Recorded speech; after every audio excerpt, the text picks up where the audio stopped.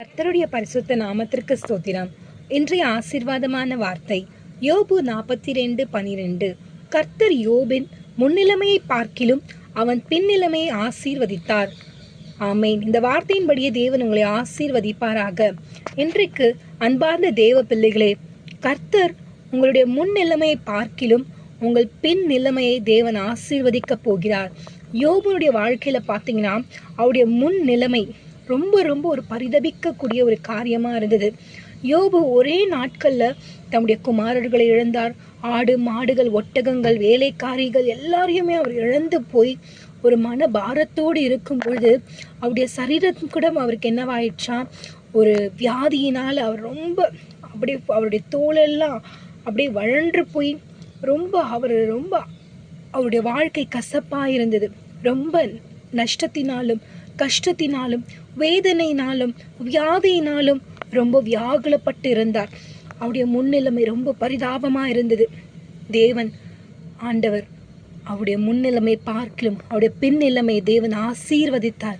எதற்காக வென்றால், யோபு முன்பதாக அவர் தேவனுக்காக பலிகளை செலுத்தி தினம்தோறும் அவருடைய குமாரருக்காக அவருடைய குமாரத்திகளுக்காக பலிகளை செலுத்தி காலைதோறும் தேவனுடைய சமூகத்துல காத்திருந்து ஜெபித்து கொண்டிருந்தார்.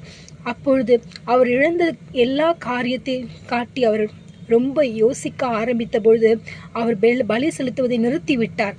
அப்படியாக அவர் கடந்து வந்து பாடுகளையும் உபத்திரவங்களையும் அவர் கடந்து வந்த பிறகு அவர் மறுபடியுமாய் தன்னுடைய சிநேகிதருக்காக என்ன செய்தாராம், பலிகளை செலுத்தி அவர்களுக்காக அவர் ஜெபம் செய்தார். தன் சிநேகிதருக்காக வேண்டுதல் செய்தார். அப்படியாக அவர் செய்தபொழுது தேவன் அவருடைய முகத்தை பார்த்தார்.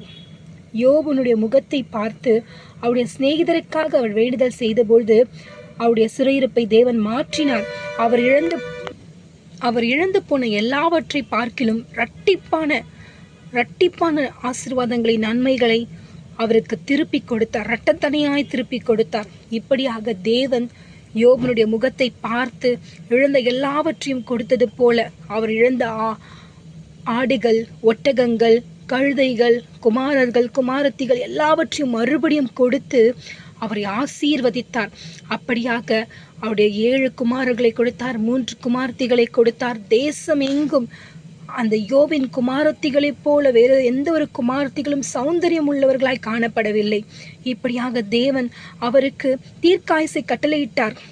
140 வருஷம் அவர் உயிரோடு இருந்தார், நெடுநாளா இருந்தார். இப்படியாக தேவன் உங்களையும் அவர் இரட்டிப்பான நன்மை உங்கள் பின் நிலைமையை ஆசீர்வதிப்பாராக. ஆமேன். அல்லேலூயா.